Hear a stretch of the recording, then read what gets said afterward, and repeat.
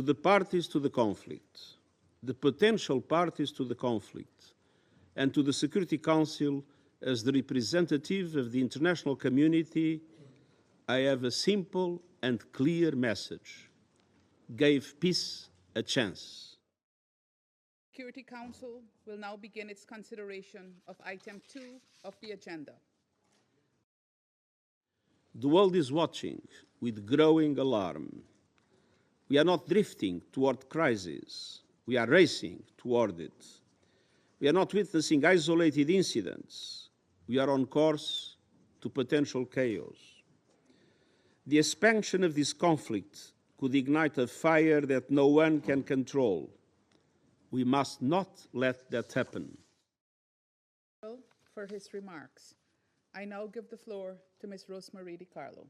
Scale of attacks in Iran and Israel continued to widen with grave consequences.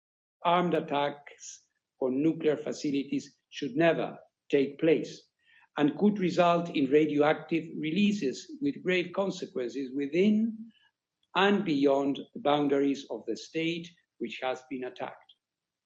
I therefore, again, call on maximum restraint.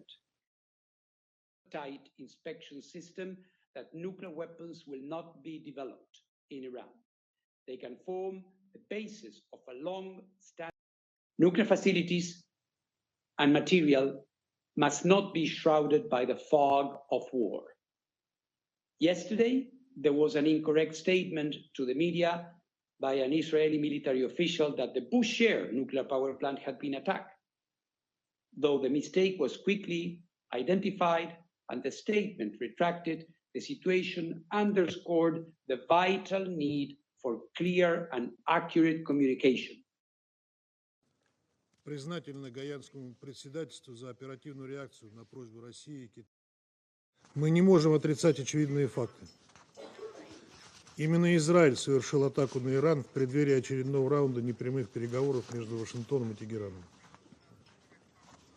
Таким образом, Западный Иерусалим не только показал откровенное пренебрежение в отношении усилий, прилагаемых для поиска дипломатического решения вопросов вокруг иранской ядерной программы, но и продемонстрировал пренебрежение к своему ключевому союзнику, Соединенным Штатам, которые до последнего времени декларировали намерение выйти на компромиссные развязки по данному вопросу.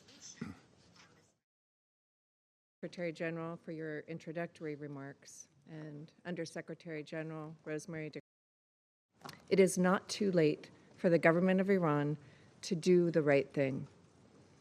President Trump has been clear in recent days that Iran's leadership must completely abandon its nuclear enrichment program and all aspirations of acquiring a nuclear weapon. The Iranian government has long posed a constant menace to the peace and security of its neighbors and the entire world, which this council is charged to maintain.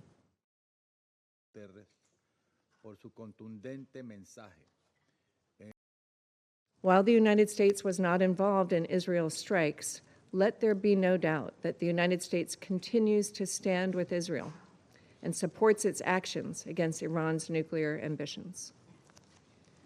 Iran's leaders could have avoided this conflict had they agreed to a deal that would have prevented them from ever obtaining a nuclear weapon. But they refused to do so, choosing instead to delay and deny.